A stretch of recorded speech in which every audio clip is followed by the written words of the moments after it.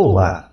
Nossa aula de hoje será sobre o método do centro de custos. Vamos fazer uma pequena introdução, compreendendo os conceitos iniciais desse método. E numa segunda aula, nós vamos tratar da aplicação prática deste método. Bem, o método do centro de custos ele surgiu na Europa no início do século XX. Ele também é conhecido como método das seções homogêneas, ou RKW. É o método mais utilizado no Brasil e no mundo atualmente. Ele é conhecido também na literatura, quando tratarmos da literatura de contabilidade de custos, nós encontramos ele também com a denominação de custeio por absorção por departamentalização. Mas essa discussão sobre princípios e métodos de custeios nós fizemos em aulas anteriores, né? Nós tratamos um pouco sobre esse conceito. Mas nós encontramos na literatura essa nomenclatura de custeio por absorção por departamentalização. Ele tem como característica a divisão da empresa em departamentos, né? E, subsequentemente, né, ele é dividido em centros de custos. Nós vamos ver essa diferença entre departamentos e centros de custos. Essa divisão depende da organização da empresa, do seu nível organizacional, como ela pretende gerenciar as suas operações, né? Depende da responsabilidade gerencial que se quer atribuir e da homogeneidade dos departamentos. Bem, então o que é o centro de custos? O centro de custo é a menor unidade de alocação de custo em uma organização. Então, tomemos aqui, nós falamos sobre departamento. Eu tenho, por exemplo, uma unidade produtiva, uma fábrica, e eu tenho ela organizada da seguinte forma. No seu organograma, a unidade produtiva tem lá o departamento de corte, um departamento de usinagem, um departamento de montagem, um departamento de acabamento, um departamento de pintura. Isso está dentro da sua estrutura organizacional. Foi assim que a empresa foi dividida, em função das atividades. O departamento é uma unidade operacional, onde é aplicado recursos humanos e capital, para realizar as atividades que ali são homogêneas. E o que é essa homogeneidade? É quantas atividades realizadas nesse local, elas independem do produto que passa por ele. Então, todo produto que passar vai receber atividades similares. Então, esses departamentos têm o mesmo maquinário, a mesma forma de aplicar esforços para produzir, para entregar um produto ou um serviço.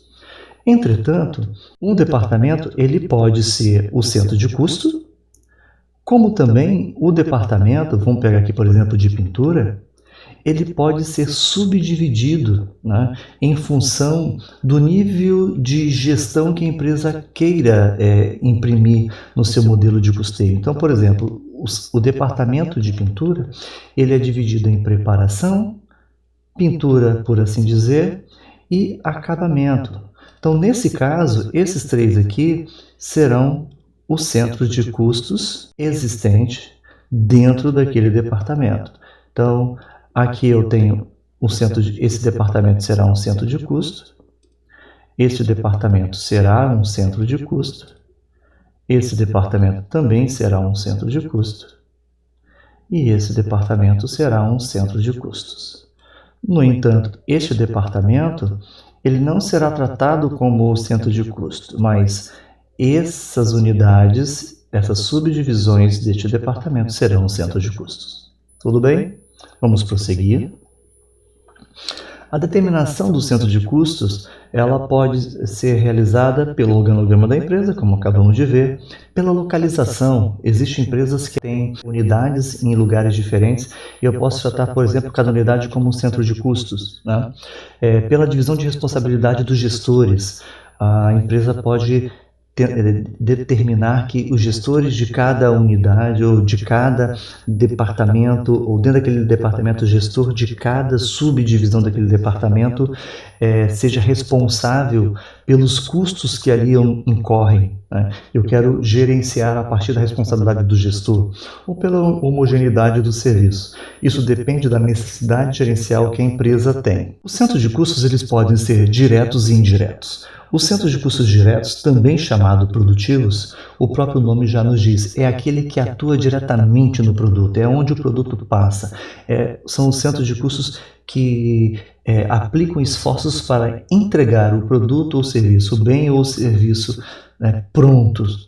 E os centros indiretos, também conhecidos como centros auxiliares ou de serviços, eles não atuam diretamente no produto, eles não são responsáveis por preparar o produto, por entregar o serviço, mas eles atuam entregando serviços aos centros produtivos, aos centros diretos. Os custos indiretos de fabricação, que é o foco que será dado a partir do método centro de custos, esse método ele tem um foco nos custos indiretos, porque os custos diretos eles vão direto ao produto já, o próprio nome já diz, e o nosso trabalho aqui é então identificar os custos indiretos e alocá-los até chegar ao produto.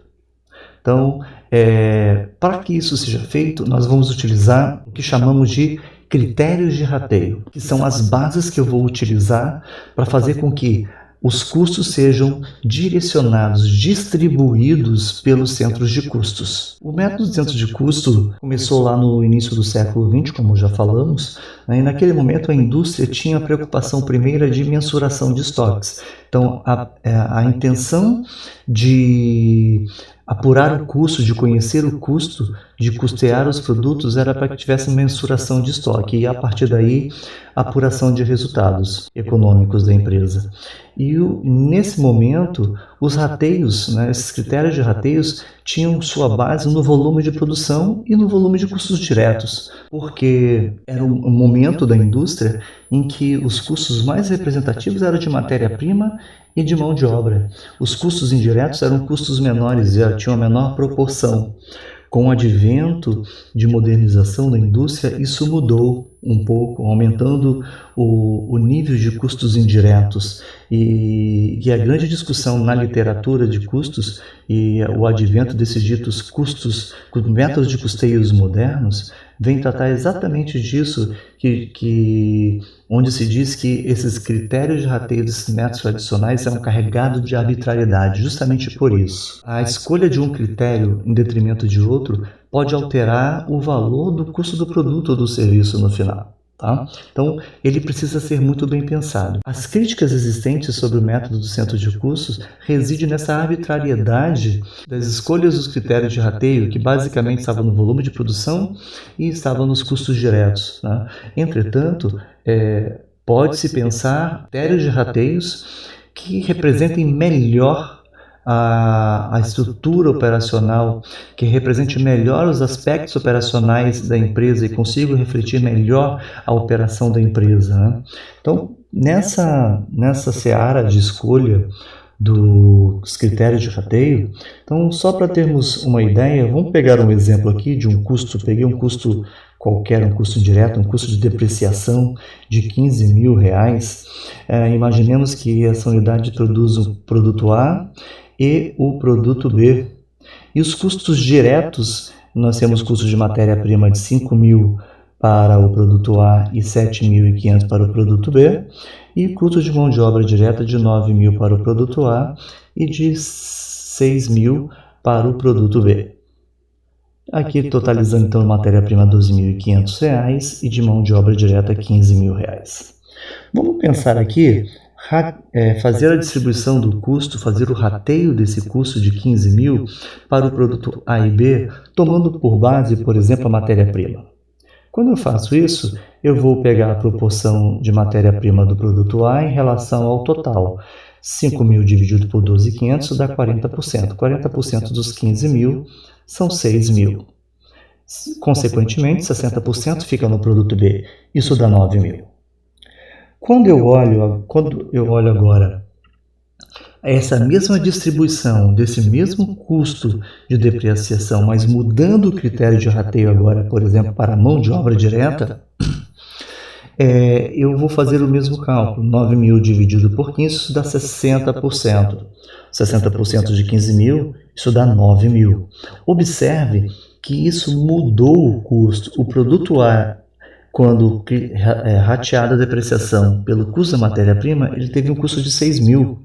Quando pela mão de obra direta, esse custo do produto passou a 9.000, uma alteração significativa. Tá? O mesmo acontece com o produto B. Então, a escolha do critério de rateio é muito importante. Por isso, essa discussão na literatura entre métodos de custeio tradicionais e modernos sobre a arbitrariedade das escolhas de critérios de rateio. Tá? Então, esse é um ponto crítico quando vai se pensar em modelar um sistema de custeio para uma empresa. E o procedimento de aplicação do método, de operacionalização do método do centro de custo, ele segue algumas etapas. O primeiro momento é a separação dos custos, a identificação dos custos incorridos, dos recursos utilizados. Um segundo momento é a divisão da empresa em centros de custos, que boa parte das vezes segue a estrutura organizacional, o organograma da empresa, como já vimos anteriormente.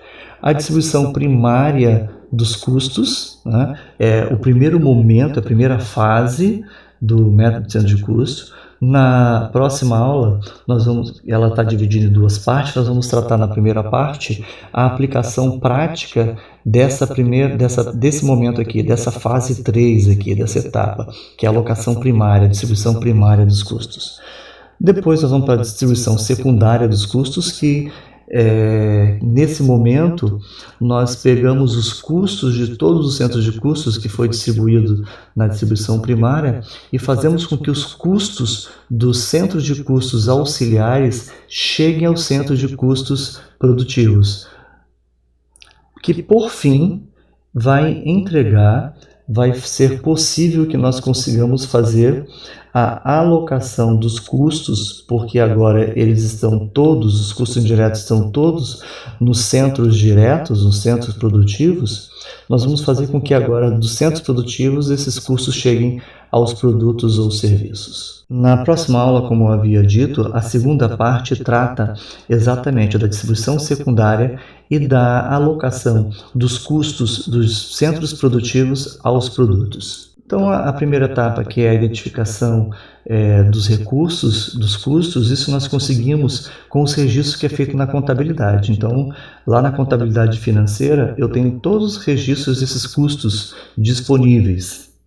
A segunda parte, que é a organização, que é a divisão da empresa em centros de custos, isso pode ser feito a partir do organograma da empresa, e uma conversa interna para identificar qual a melhor forma que a empresa precisa para tomar decisão nos aspectos gerenciais. Como eu posso refletir da melhor maneira possível no meu método de custeio a estrutura organizacional ou a estrutura produtiva da empresa. E a terceira e a quarta etapa, que são a distribuição primária e a distribuição secundária, é feita a partir de uma tabela que nós chamamos de matriz de custos.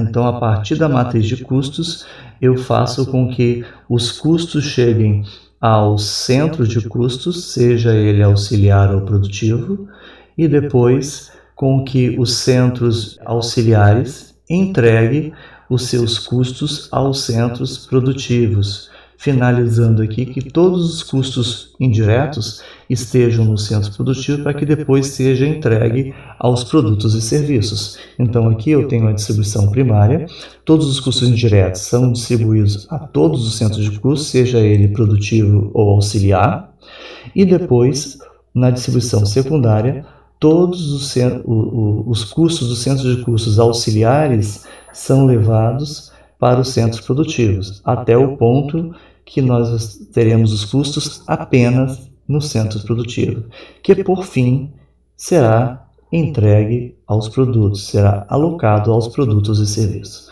Os custos diretos, por sua vez, vêm direto ao produto. Então, o procedimento prático de como isso aqui ocorre, nós iremos ver na próxima aula, na parte 1 e 2 da próxima aula. Por fim, encerrando essa nossa aula de hoje, quando nós tratamos os sistemas de custeio, nós falamos lá que o sistema de custeio ele tem por finalidade a mensuração de estoque para apuração de resultado, controle, custos para controle e custos para tomada de decisão. Então, quando eu penso aqui no método do centro de custos, né, com mensuração de estoque, o que ocorre? Nós temos inicialmente, a partir dos registros da contabilidade, são divididos, separados, o que são os custos de produção e o que são as despesas administrativas, financeiras e de vendas. Essas despesas vão direto para o resultado, perfeito?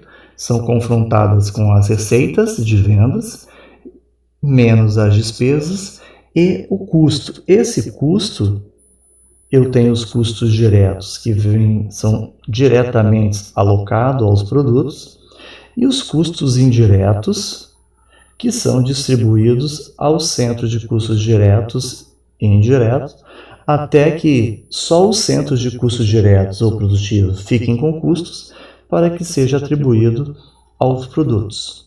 Uma vez atribuído o custo aos produtos, esses vão para o estoque. E no momento da venda, em que eu realizo a venda, eu efetivamente reconheço o custo desse estoque. Ele vira custo da mercadoria vendida, custo do produto vendido, ou custo do serviço prestado, né? Aí, no caso, nós não teríamos estoque se for serviço. Isso é direto. Então, eu tenho nesse momento a apuração do resultado. O confronto das vendas, das receitas, com os custos e despesas, o que sobra é o resultado econômico, podendo ser lucro ou prejuízo. Quando eu tomo agora esse método de centro de custos para apoio à tomada de decisão, dependendo do tipo de decisão que vamos tomar, o que nós fazemos? Observe que aqui eu retomo aquele conceito que nós falamos logo nas nossas primeiras aulas, de custos gerenciais. As despesas também são levadas como custos indiretos para que sejam atribuídos aos produtos, né? Então, aí, a partir do método de custeio, nós vamos construir uma modelagem para que isso seja feito. E lá, no final, eu consigo ter atribuído aos produtos, todos os recursos consumidos na empresa. Bem, terminamos aqui os conceitos básicos e na próxima aula vamos fazer a aplicação prática do método centro de custos para a apuração do custo do produto produzido ou do serviço prestado. Até mais, nos vemos na próxima aula.